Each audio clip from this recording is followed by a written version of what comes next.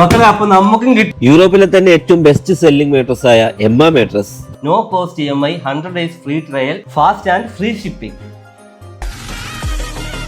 നമുക്ക് ഇതിന്റെ കൂടെ ഒരു കട്ടറും മാനുവലും പ്രൊവൈഡ് ചെയ്യുന്നുണ്ട്. അപ്പൊ ഈ കട്ടർ കൊണ്ടാണ് നമ്മളിത് അൺബോക്സിംഗ് ചെയ്യാൻ വേണ്ടി പോകുന്നത് കേട്ടോ.